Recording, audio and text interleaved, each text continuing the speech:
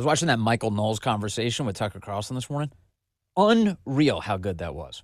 It's actually totally uplifting. You know, the more you think about eternity, the less you stress out about the little crap that's going on in your life. Totally worth doing. Totally worth doing. Am I Italian? Yes, I'm Italian. Partially. I'm American. Hey, everybody. Welcome to Vince. It is great to have you with us on a Thursday. Boy, do we have so much to get to. The Vice President of the United States pays a visit to the Annunciation Catholic Church, meets with the families. We'll get into the details all ahead on this edition of Vince, brought to you by Blackout Coffee, the official coffee of all of us here at Silverlock. Go to blackoutcoffee.com/Vince. Use the code Vince, that's VINCE, and get 20% off your first order. Blackout Coffee is so great. Hey, the other things we need to get to today. We've got the Epstein accusers doing a huge press conference back in Washington, and all of the media's fixation on that. I'll give you a rundown of some of the things we learned yesterday, what we still don't know, and what the point of all of this is. We'll dive into that. Also, we take a look back at the death of these drug runners, people trying to bring more drugs into the United States to kill Americans. President Trump saying, no, that's not going to happen. We blew them out of the water. Thank God. We'll do a review of that as the left is saying, you don't have the right to do that. Yeah, we do. We do have the right to defend American citizens from death. That's actually kind of a core responsibility of our government. We'll get into all of it. Also, speaking of stopping crime, we have get ready for it, a Democrat Chicago alderman joining us today on the program. I'll chat with him about what's going on in Chicago and just how the President of the United States can save that great American city from all of that criminality. It's ahead on the program. Before we get there, though, I want to thank our good friends at American Financing for supporting the show. If you've been living on credit cards just to cover groceries, gas, bills, you know, those interest rates are brutal. Why keep paying 20% or more to the banks when you could call my friends at American Financing? They've got mortgage rates in the 5s. They're showing people every day how to move more of your hard-earned money into your own pocket and out of the hands of credit card companies. Right now, American Financing is helping homeowners save an average of $800 a month by using their home equity to wipe out high-interest debt with no upfront fees, no obligation, just a 10-minute call to a salary-based mortgage consultant. And here's the kicker. If you start today, you could delay 2 mortgage payments, putting even more cash in your hands right away. So don't wait. Call American Financing now at 888-879-6460. That's 888-879-6460. AmericanFinancing.net/Vince. NMLS number 182334. NMLSConsumerAccess.org. APR for rates in the 5s starting at 6.327% for well-qualified borrowers. Call 888-879-6460 for details about credit costs and terms.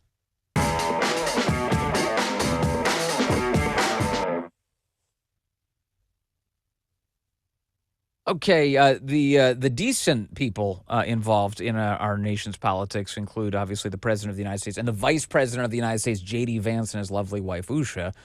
J.D. and Usha, the Vice President and the Second Lady, jetted off to Minneapolis yesterday to pay their respects at the Annunciation Catholic Church. That was the scene of that horrific attack by a mentally ill person who claimed that he was born in the wrong body last week, opening fire through the windows of the church, slaughtering children, killing 2 of them, leaving 1 in a state of uncertainty right now in the hospital, and so many others wounded. Just an awful, awful tragedy in the United States. And rightfully so. There you have the vice president and his wife paying their respects at that church, praying for the souls of the fallen and supporting that community, meeting with the families yesterday. It is so genuinely nice to see sincerely good people stepping up and doing that on behalf of the rest of us. When a vice president or a president of the United States meets with these families, the point of that is to convey the nation's condolences, concern, and prayers. It's not just about the vice president. It's about the rest of us. So as our emissary, the vice president went to Minneapolis yesterday to pay his respects. I do like that. I like that very much. I'm glad he did. I should tell you, though, that while you and I are appreciative of that, there are screeching, emotionally incontinent lefties who decided that they should spit venom at the vice president of the United States yesterday and his wife for just appearing in Minneapolis to support these children and these families. Take a look at these lefties and the way they were acting yesterday. Cut 2. Protect our kids! Do this for our children! Protect our kids! Better! Do better! Rifles! Use power! Do better! Protect our kids. Do better. You're a coward. This is your job. Protect our kids. You see the sign? So this is what the lefties were screaming, and they're waving their LGBTQ flags. In case you're wondering, are they there to support the people of Annunciation Catholic Church? Are they there to support the Catholics who were gunned down in the most vulnerable people, children, gunned down in the most vulnerable position on their knees in church? And you're there screaming at the vice president, the Catholic vice president of the United States, who has arrived to support those families.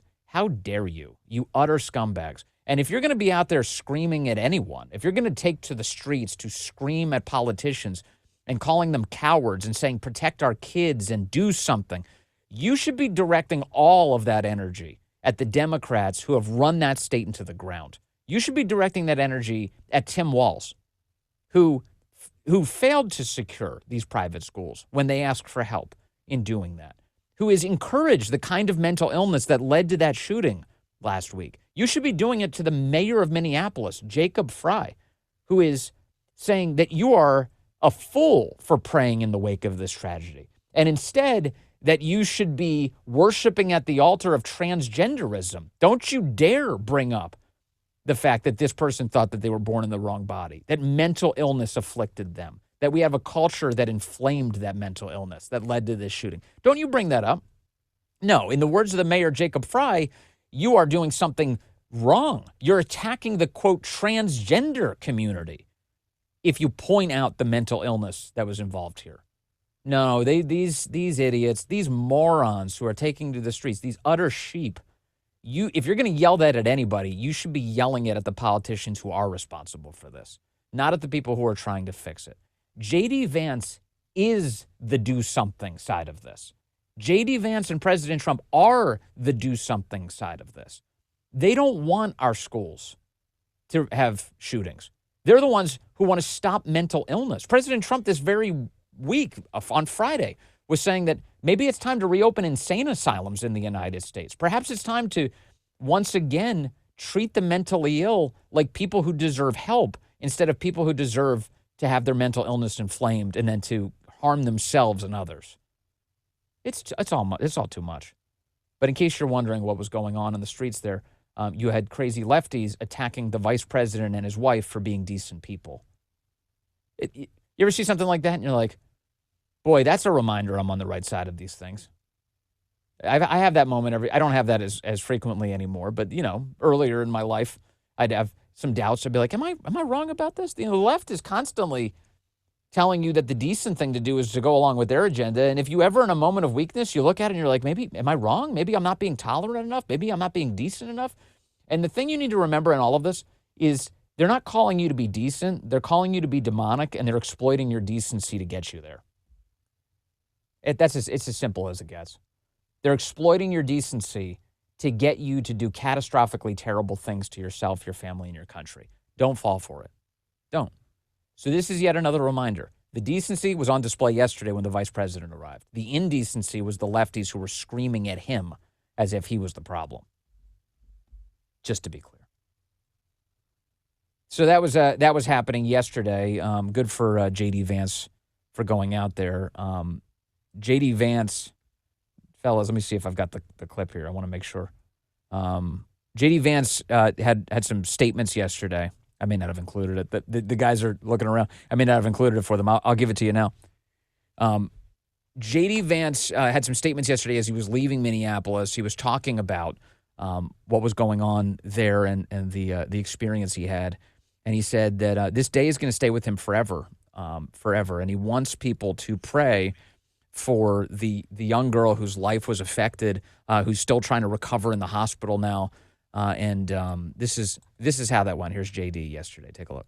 I have never had a day that will stay with me like this day did, because I really felt like these parents, in the midst of the worst grief of their entire lives, they opened up their lives and they opened up their hearts and they made me part of it. So I'd ask a couple of things, straight from the parents and straight from the families to my fellow Americans. First of all, while 2 kids lost their lives, there's still 1 kid that's in very serious condition, and every single family, the family of Lydia, who luckily recovered, but we visited her in the hospital, the family of the 2 who died, Harper and Fletcher, all 3 of those families said, please say a prayer. So to my fellow Americans, if you're the praying type, say a prayer for this innocent girl who's actually in surgery right now. Yeah, that Lydia. The swelling will go down, that she will be okay, because she's still in a fight for her life, and every single family to a person is desperate that the death toll, which currently is at 2, stays at 2. And I think if you're a praying type, you ought to say a prayer for this innocent young girl. The second thing that I'd say is, look, I'm speaking to my fellow Americans who are parents in particular. There is nothing that you can say that can take away the grief that these parents are dealing with. There is no word that can possibly describe the feeling or the emotion or the heartbreak. One of the ways that I'm going to try to honor these parents and the children that they lost is by being a better dad and hugging my kids tight tonight and making sure that they know that their dad loves them, because there are 2 families who are not going to get that opportunity ever again. And if you do have kids, if you're lucky enough to have a son or a daughter, make sure that they know that they love you. Make sure that you hug your kids tight, Yes. because there are families in Minneapolis who won't be able to do that ever again. God bless J.D. Vance. God bless him for that. And please lift up a prayer for Lydia and her family as they go through this nightmare, that God Almighty will wrap his arms around them and bring them comfort and healing. Just can't imagine that. And as JD says, a stark reminder for the rest of us to hold our kids close and to appreciate the time we have with them, because you never know what life will bring at all. And so thank you to the Vice President for representing the rest of us. I appreciate that. I really do. Let me see. I've got some other elements that I want to share with you here, perhaps on JD. I have never had a day that will stay with. Sorry, as I'm feeding that audio back to you. The thing is, yeah, remember the kids. Okay, so that's what was happening in Minneapolis. That's what we'll leave that there for now. Back in Washington D.C., what J.D. Vance left behind, there was there's been a kind of a frantic 48 hours of Jeffrey Epstein stories going on in Washington, D.C. Now, 2 days ago, that would be Tuesday, Congress held a behind-closed-doors briefing with Jeffrey Epstein accusers, victims of Epstein's horrors. And they had conversations with them, again, I guess, to gather whatever they can at this late date, these now 2 decades later, about Jeffrey Epstein's crimes. And that's what was happening. And then the Trump administration released some 40,000 documents to Congress indicating, these are all Epstein-related things that were released as the Trump administration continues to release, at the request of James Comer and the Oversight Committee, document after document, tens of thousands of pages to try and, as much as possible, give us some illumination on exactly Jeffrey Epstein's crimes and who else may be implicated. And so this is something that the right has been very concerned about for a very long time, and only the right, let me just emphasize that, only the right has been interested in this particular question. The left has pretended like it didn't exist, especially once it became crystal clear that it was Bill Clinton that was primarily on that private jet over and over and over again, and people like Bill Gates and his proximity to Jeffrey Epstein that became this big issue. Of course, Bill Gates funding so many of the left's priorities. The last thing the left wanted to talk about was Jeffrey Epstein, the Epstein files, or what else we may be able to learn about the criminals who were involved there. But suddenly you've noticed in the last few months, the left has decided to dive headlong into this. And that is for a very specific, obvious, and cynical reason. Their view is that they can use this to either, one, impugn the president of the United States, to pretend like Donald Trump is guilty of something here, or two, and perhaps both, use it as a source of division on the American right so that they can get us fighting amongst ourselves while they return to power. Do not for a moment doubt what the Democrats are attempting to do. It's the same by any means necessary power play that they constantly employ that has nothing to do with any underlying principle or concern for any victim anywhere. It has nothing to do with decency or empathy, and everything to do with cruel, cynical political calculations. How can we create another Russiagate? How can we stagger the Trump presidency? How can we stop his agenda? And one place to start is to get everybody fighting about Trump who supported Trump in the first place. So let me just once again reemphasize a point that I've made over and over. Don't fall for it. They're not in charge. They're insane, and they want you to fight your fellow man, the guy you stood next to in line as we all voted for Trump on multiple occasions. That's one, okay? Another thing is there's a message here for Republicans. There's a message here for Republicans who may be tempted to fall for the Democrat Party line here. Well, I want transparency. I do too. But if you find yourself voting with every single Democrat in Congress, and you're one of, like, say, 5 or a dozen Republicans who are joining with them, you have to understand there's a reason that Jamie Raskin is all in on this. There's a reason that Hakeem Jeffries, as low IQ as he is all in on this. There's a reason that Jasmine Crockett and AOC and Ilhan Omar and all these disgusting people are all in on this. It is not about protecting any kids. It's about trying to hurt their political opponents. They think this is the strategy for doing it. And those Republicans who perhaps come from a place of decency as they join them, you have to realize what's happening. You are useful idiots for a Democrat Party cause. If you're jumping in on the Thomas Massie Brigade right now, you are playing a useful idiot to the cause of the left. Don't do it. Don't do it. You want transparency as it comes from the government? Continue to rely on President Trump to release this information. That's what he's been doing. But here's what's going on. President Trump has been referring to this as a hoax. Now, understand the word hoax here. Don't take CNN's interpretation for this. Don't take MSNBC's interpretation for this. When the President of the United States uses the word hoax to describe what's going on, he's not saying that women weren't abused. That's not what he's alleging at all. In fact, the president has been consistent about his horror at the abuse of these women. That's plain as day. The lawyers who've been involved in defending these women, in advancing their cause, have indicated that no person has been more helpful than President Trump to them in going after Jeffrey Epstein. So, of course, he doesn't consider that component to be a hoax. What he considers a hoax is the left's sudden realization that they can utilize this to try and hurt Trump. That's the hoax. And you see it right now. You're seeing the echoes of Russiagate. You're seeing the echoes of every cooked up piece of nonsense, the Charlottesville hoax, all of it, all designed not to enhance the public understanding, not designed to enhance our constitutional republic, to equip voters with a better understanding of who they should vote for when they go to the polls. None of that. The whole point is to stagger and tear down the Trump presidency. That's what this stunt is. So don't fall for it. That's all I'm saying. Do not fall for it.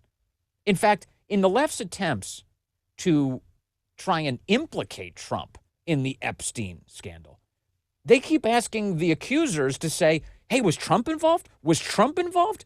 Look at this on NBC, cut 5 yesterday as they tried it again. And even the accusers keep coming out and they say, no, he's not involved. I do have to ask, and I know, and it's just something that I think we're compelled to at this moment, with the attention on President Trump, with these questions around a pardon.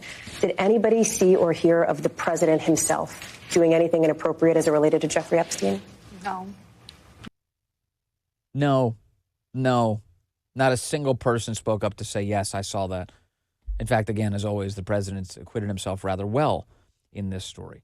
I've got more. So yesterday in Washington, a number of Epstein accusers stepped up to a microphone to do a press conference.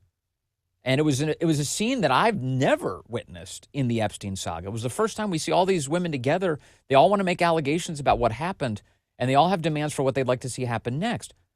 I thought that this event was useful in a number of ways. It definitely, it created more mystery, I think, than it needed to, for one.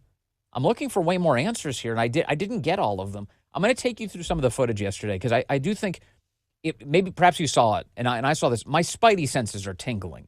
This is, and you can't help but feel that there's much more than meets the eye from what we saw yesterday. I'll get into it in just a moment. We'll take you through it, see what you think. But first, I want to thank the great sponsors of this program. When inflation jumps, when you hear the national debt is over $37 trillion, crazy. You ever think to yourself, maybe now would be a good time to buy some gold? Well, whether as a hedge against inflation or just for sensible diversification, Birch Gold Group believes every American should own physical gold. And they want to make it very easy for you. Until September 30th, if you're a first-time gold buyer, Birch Gold is offering a rebate of up to $10,000 in free metals on qualifying purchases. To claim eligibility and start the process, request your information kit now. Just text Vince to 989898. Plus, Birch Gold can help you roll an existing IRA or 401k into an IRA in gold. And you're still eligible for a rebate in free metals of up to $10,000. Make right now your first time to buy gold. Take advantage of a rebate up to $10,000 when you buy by September 30th. Text my name, Vince, to 989898. Claim your eligibility today. Again, text Vince to 989898. Message and data rates apply. Thank you, Birch Gold, for being a great sponsor of the program. Okay. So then we get the Epstein accusers holding this press conference yesterday. And right up front, one of the big items is, just in case, people keep talking about a list. Where's the list? Where's the black book? Where's the list of names of all of these people who abused girls? Even the Epstein accusers say there is no such thing. There's no list, they say. Take a look. Here's one of their attorneys laying this out yesterday, cut 3. What do you guys think? I know you're working on your own list, but do you believe that Jeffrey Epstein had a list? Yeah, so there's not a list. Yeah. So here's what it was. Just like you heard everybody today, Jeffrey Epstein created, through an organization that of enablers, of people that were on his payroll. It was a complicated scheme where others should still be investigated because they helped to enable him and operate this scheme. Without those people, He could not have done this. But the purpose was for him to personally abuse people. With that being said, certain of his friends, he farmed out certain of the women that he was exploiting too. But that wasn't the primary purpose of that scheme. And I don't think he wrote the names of those people down. There's not a list of, hey, here's all of the people that I sent females to. That's just not how that organization worked. Yeah, I mean, this goes back to the point that I made earlier this year when we got all that back and forth from the Attorney General about, we're going to release all this information. There's nothing else to release. Nobody else is going to be prosecuted. That whole sequence of events, which drove me so crazy, it goes back to, well, wait a second. The orbit of people around Epstein that facilitated this abuse of women, you're saying nobody in that conspiracy can be prosecuted? All of the people who were involved and operating at the various properties? Like, set aside the powerful, influential people that are the subject of most of the theories here. What about just the simple mechanism of the people who were enabling that criminality? Don't you think they should be held to account?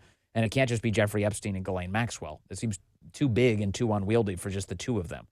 So that is an important point. But there's no list, he says. Look, there's just no list here.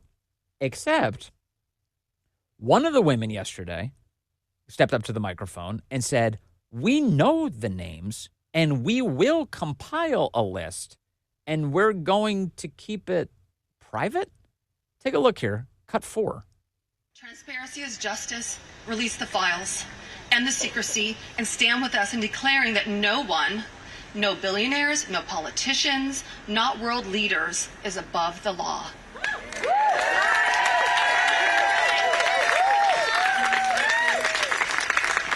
And let me announce now, several of us Epstein survivors have been discussing creating our own list of names.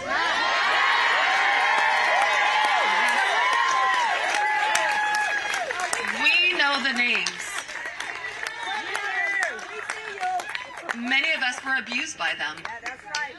Now, together as survivors, we will confidentially compile the names we all know were regularly in the Epstein world. and it will be done by survivors and for survivors. No one else is involved. Stay tuned for more details on that.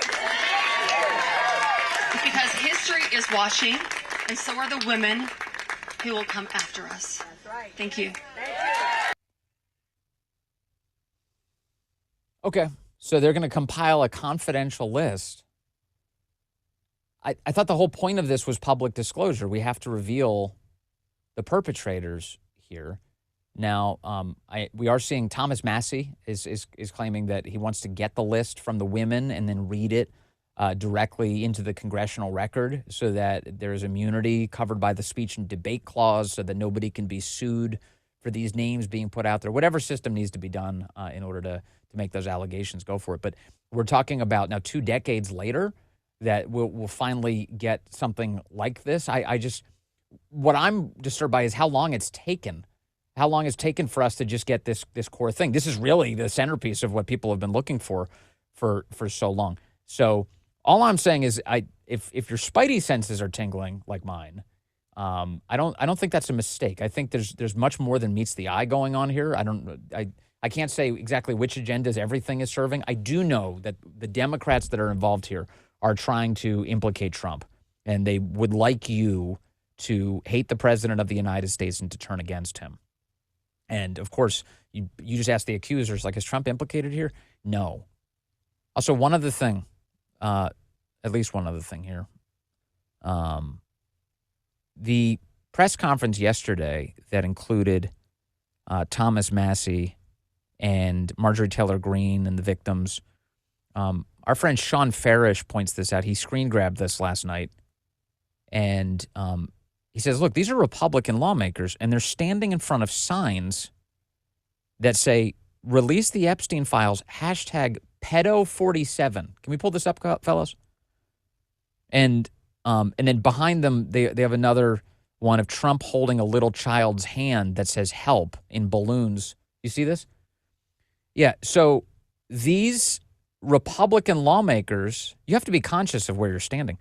You're standing in front of signs that declare that Trump is a pedophile.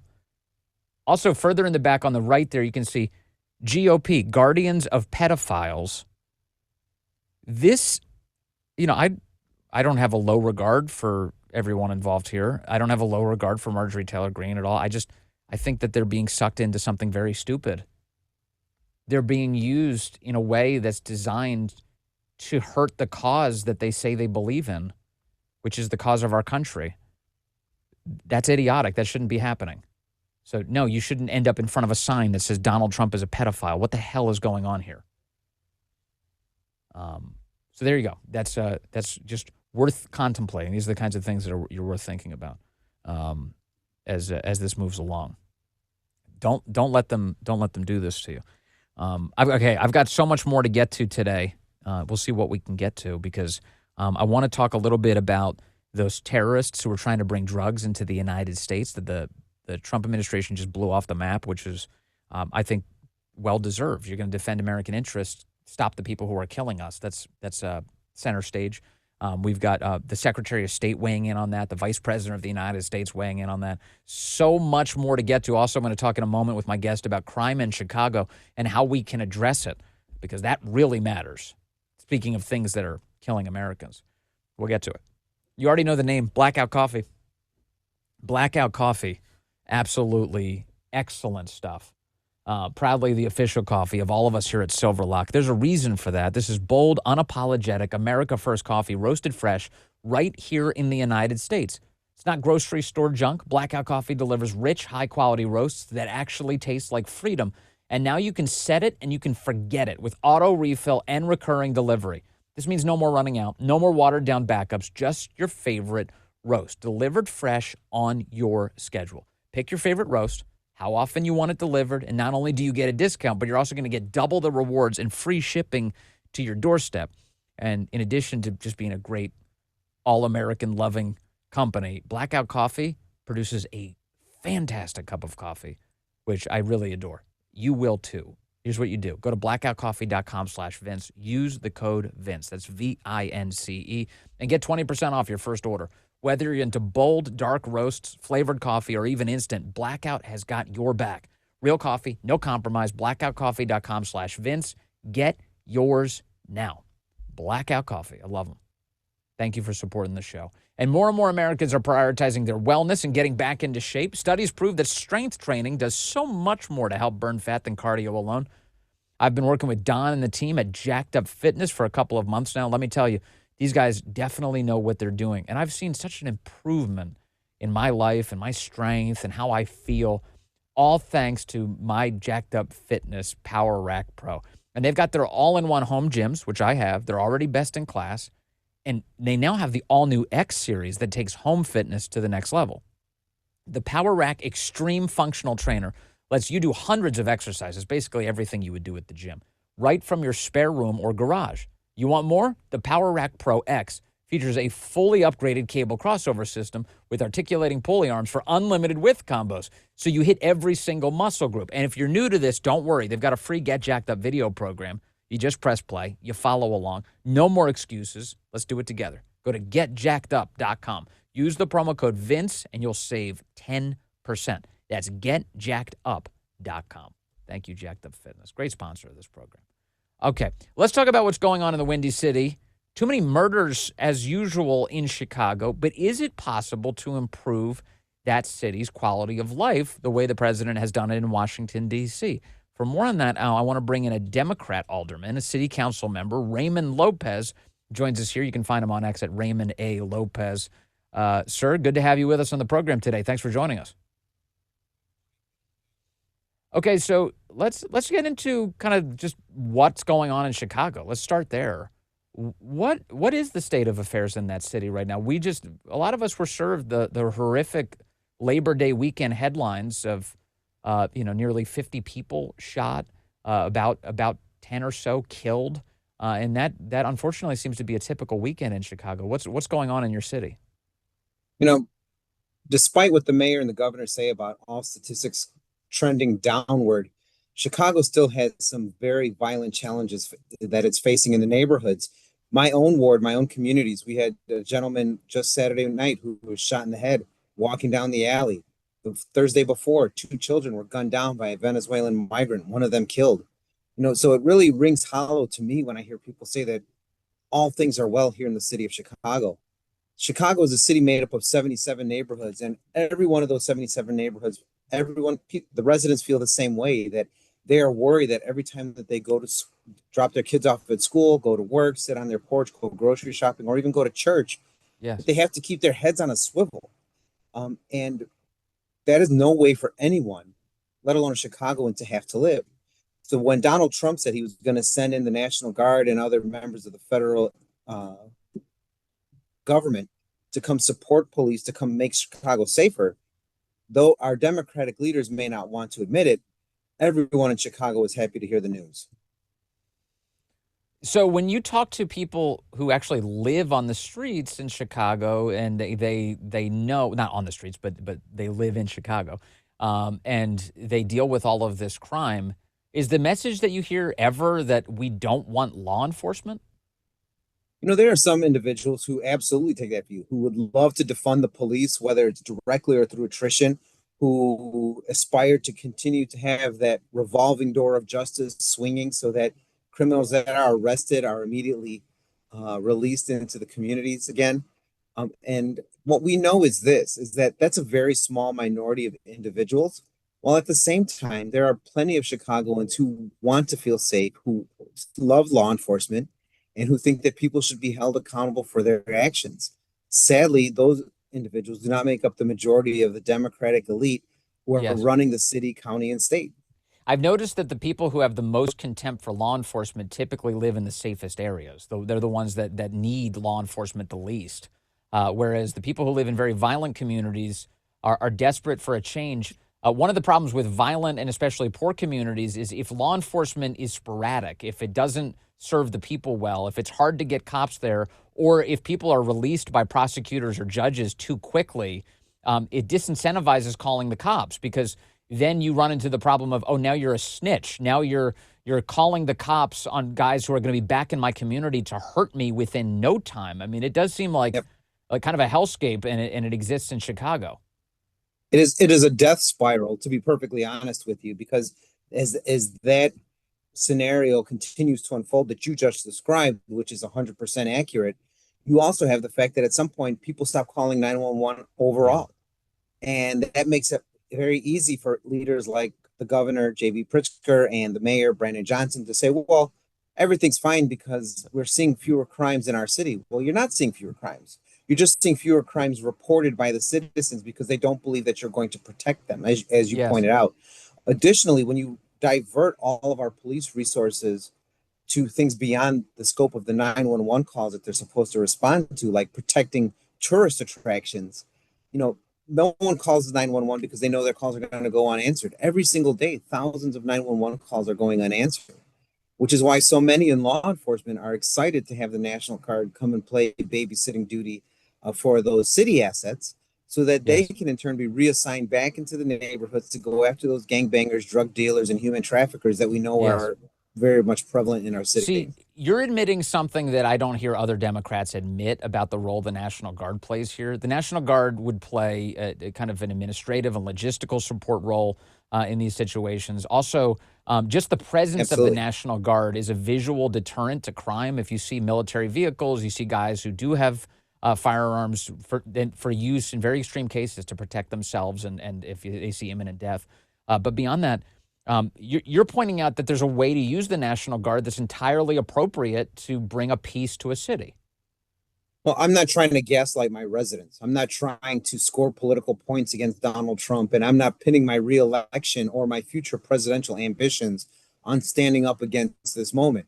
All I'm concerned about is how do I keep people safe? And how do I, if I think that the numbers are trending in the right direction, how do I push them even further lower so that we have fewer victims of violence on the streets of the city of Chicago? One would think that is the goal of all of our elected officials, to keep people safe, the first order of government, to keep people safe. But yet everyone is using this as a time for performative politics, which quite frankly is absolutely disgusting to me. So let me talk about your governor and your mayor, because who you keep bringing up, because they're the two chief spokesmen here in opposition to President Trump doing anything to rescue Chicago. And so J.B. Pritzker came out this week and he said, you know what, crime happens all the time in big cities. The real thing we should be focused on is Donald Trump as a problem. That's the thing that he wants everybody to focus on. The mayor of the city, Chicago, Brandon Johnson, who last I checked had a single-digit approval rating, he's come out and said that the shootings are going to continue and the violence is going to rage until Donald Trump stops trying to send the National Guard in. These are not people who, I'm going to be frank with you, who should not be in any position of leadership. They're not demonstrating any level of care for the people of a great American city. They're just selling them out because they hate Trump. Absolutely. Chicago is the most American of American cities. And to hear, we'll start with our governor, say, go off on this whataboutism tangent is really irrelevant to me. I don't really care what's going on in Memphis, which has higher statistics than we do. I don't care what's going on in New Orleans and other cities, because I was elected to care about the city of Chicago. That was where I took my oath of office. Those are the people that I'm supposed to protect. And same applies to J.B. Pritzker at a grander scale in the state of Illinois. Now, when you look at Brandon Johnson, who basically all but admitted that there's some connection between the shootings that happen on the streets and the political leaders that are speaking, that's the quiet part being said out loud right there in that moment. And I don't think that was accidental, because what we do know is that those same not-for-profits that they're trying to restore their funding that deal with quote unquote anti-violence, those same government those non-government organizations that we rely on so heavily that get over $400 million a year, if they have the on and off switch when it comes to the violence and shootings and murders in the city of Chicago, then why are we not looking as to why they don't permanently turn off the spigot? And the answer is simple, because if there's less crime, there's less money that's needed for those organizations, because if you achieve victory, then you don't have to keep paying for the medication. Well, you're totally right. And also, so Brandon Johnson, the mayor, was on MSNBC about a week ago, and he was confronted by the morning host, Joe Scarborough, who says to him, wait a second, Okay, if we gave you money for everything you want for Chicago, if we gave you, let's just stipulate we gave you all the money in the world that you need for all these programs you say are so great. What if we gave you more law enforcement? Would that help bring the crime down? And not at a single moment did Brandon Johnson acknowledge that more law enforcement would be good. Instead, the whole time he just kept saying, we just need more money. We need more investment. We need more money. And the kinds of places this money goes to are things like what they call violence interrupters. And so people understand what violence interrupters are. These are ex-cons. These are people who've already been through the criminal justice system. They go back into their community. They're paid by the taxpayer. And then they go in, and the goal is that they need to convince other people not to commit crimes. The reality is, over time, we've done studies on this. It really doesn't show any meaningful sign of improving communities. It just becomes another way to dole out federal resources or local taxpayer resources.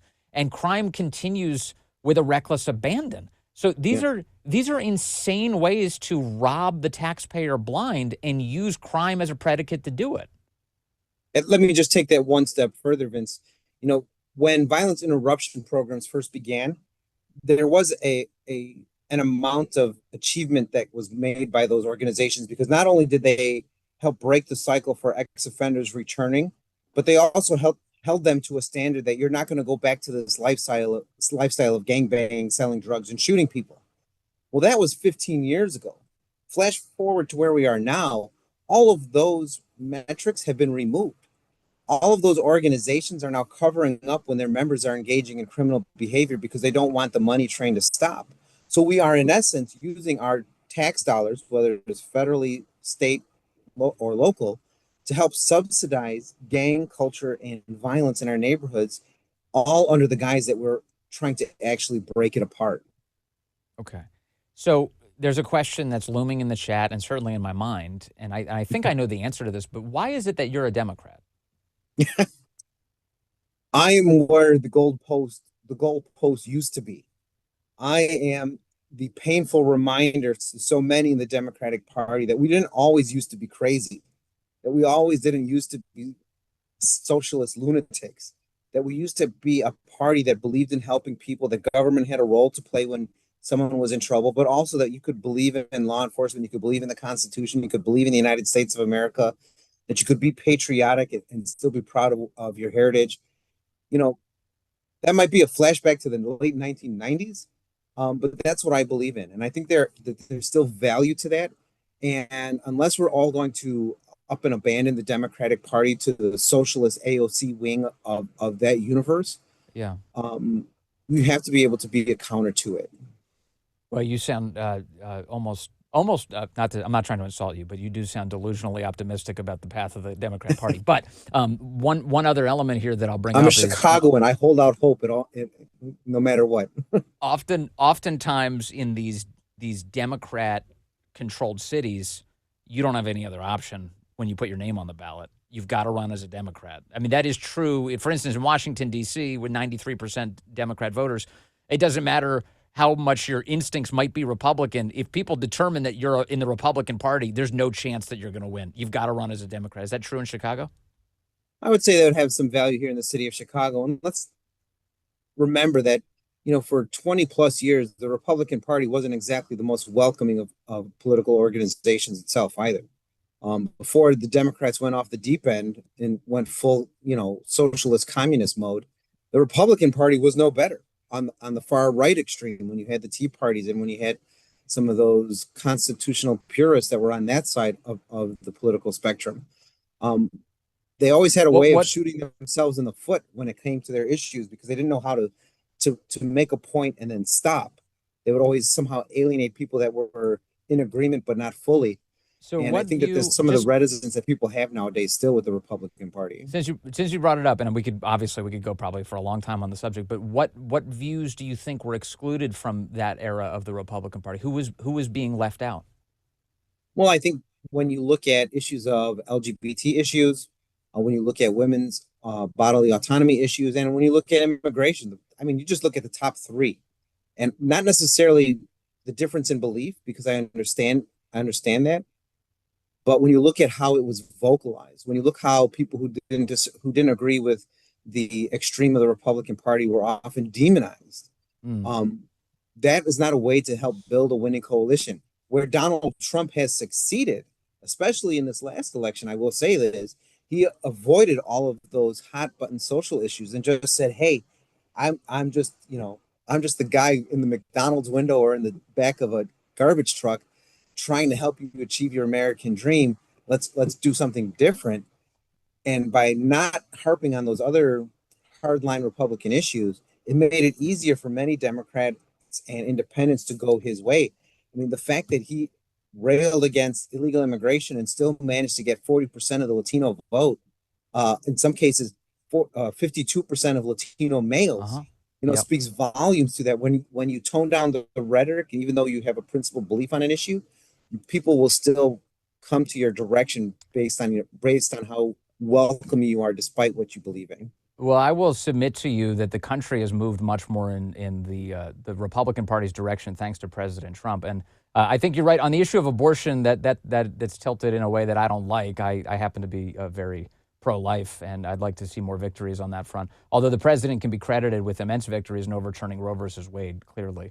And on LGBT issues, the whole country's moving away from the trans delusion. Thank God, it's been running on for far too long, and it's hurt a lot of people. Well, when it comes to And that, I will say that I think you also have to recognize that, 10 years ago, the issue was about marriage equality for gay and lesbians.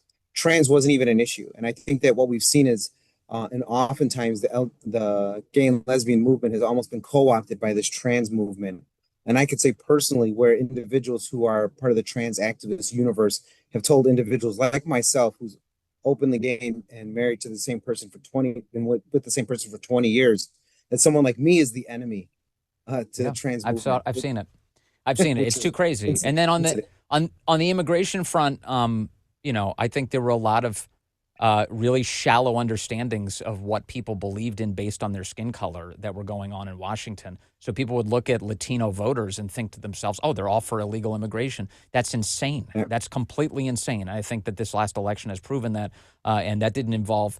Becoming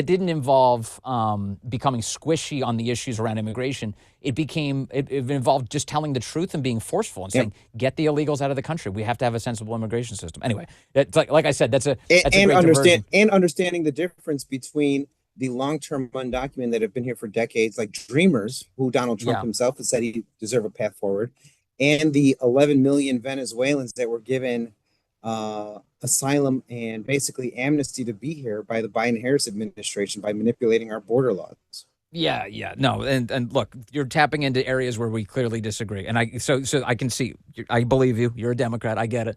But let me go back to violence in Chicago though for a moment, because this is where we started, and I think this is the key point.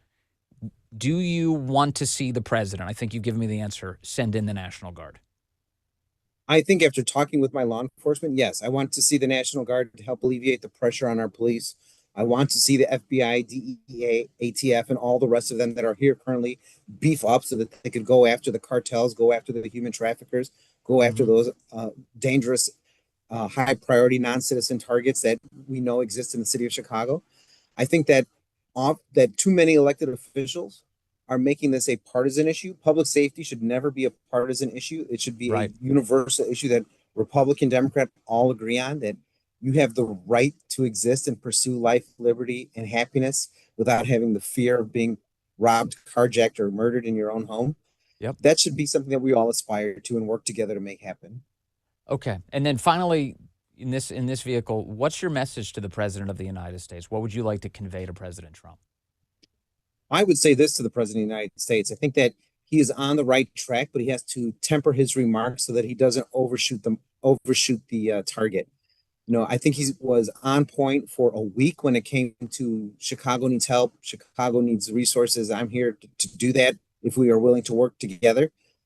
His comment the other day about Chicago being the murder capital, hellhole of the world, undermines his ability to do that, because there are many people in Chicago who love the city, who want his help, but would vehemently disagree with that statement. So I would just be careful of giving too much red meat to your fan base, because it will cloud your mission here in the city of Chicago.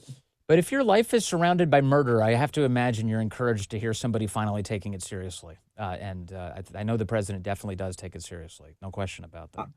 Without question. I mean, that, like I said, this weekend when I had 2 people killed throughout the holiday weekend, part of that 50 Yeah. people shot, 8 people killed.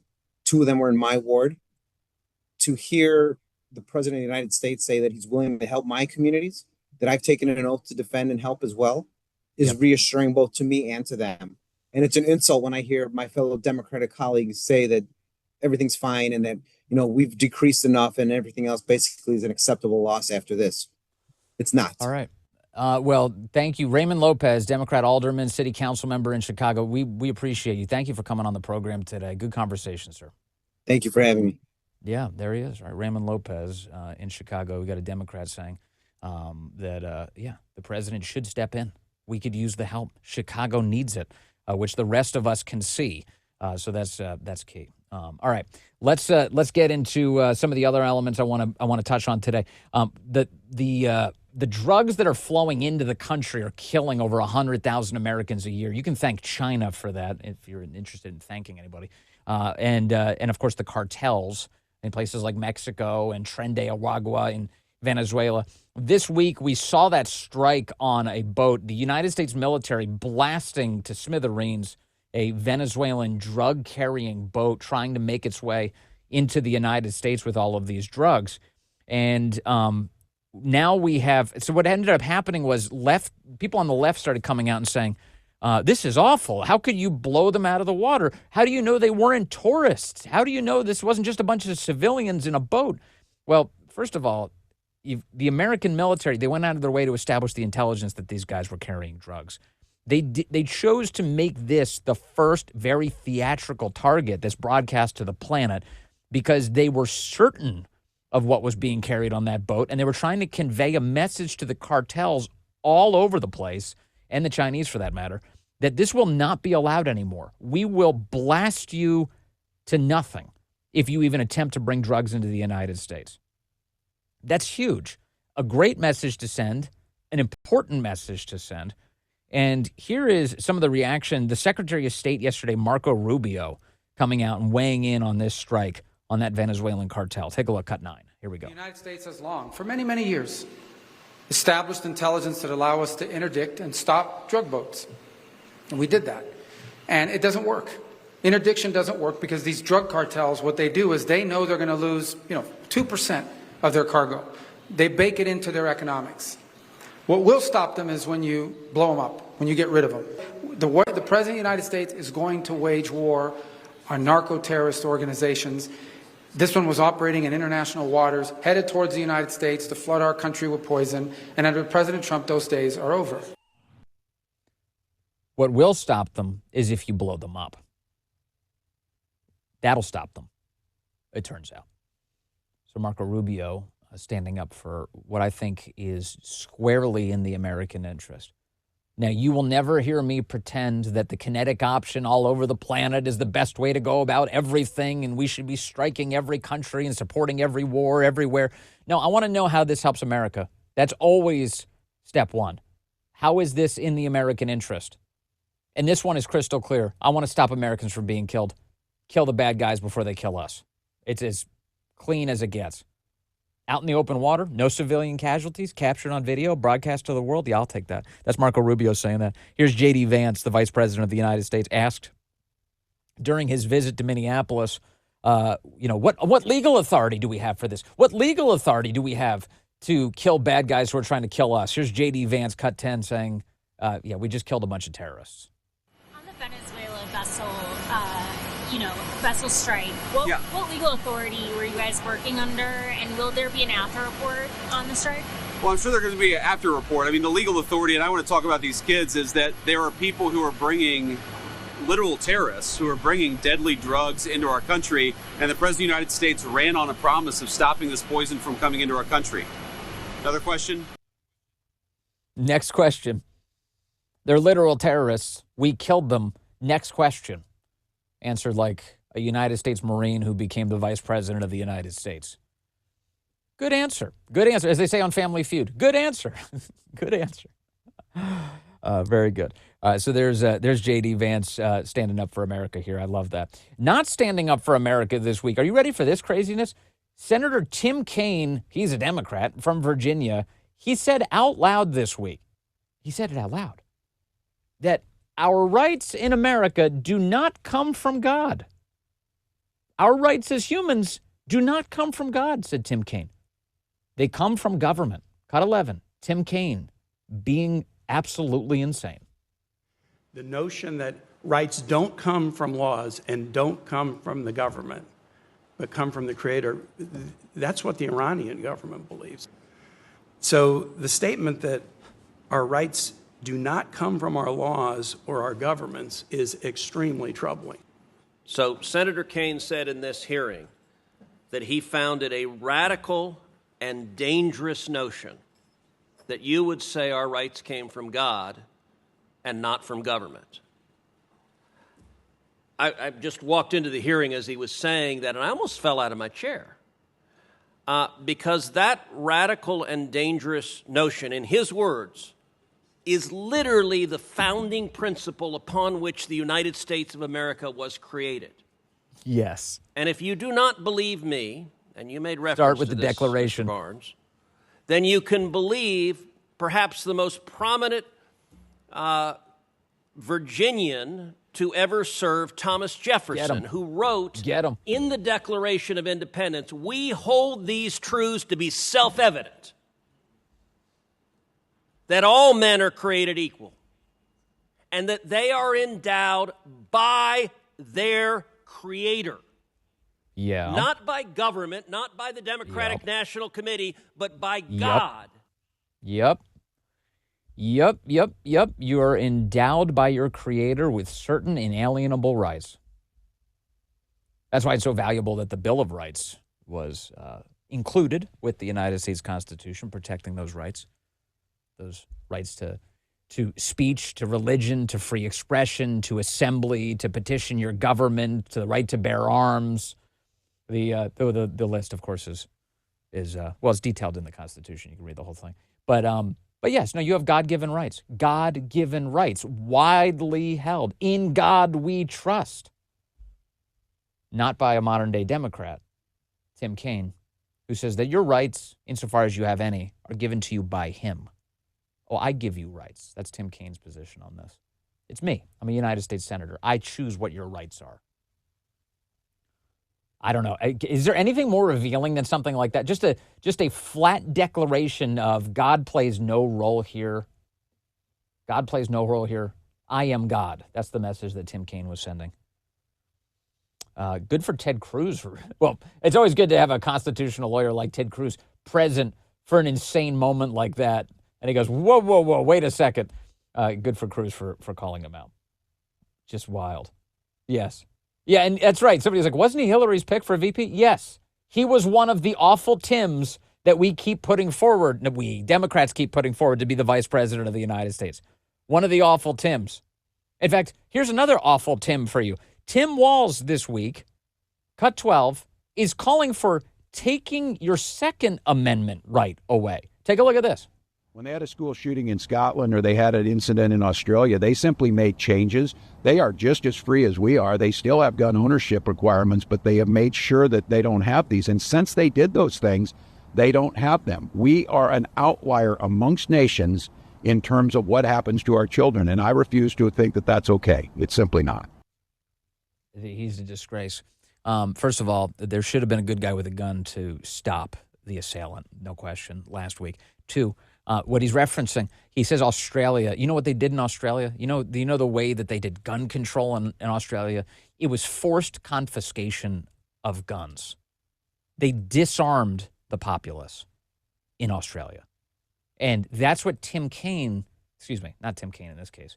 That's what Tampon Tim Walz is calling for. He's calling for the forced confiscation of weapons in the United States of America. And once again, you have a right to that gun. You have a right to defend yourself and your family. You're a law-abiding citizen.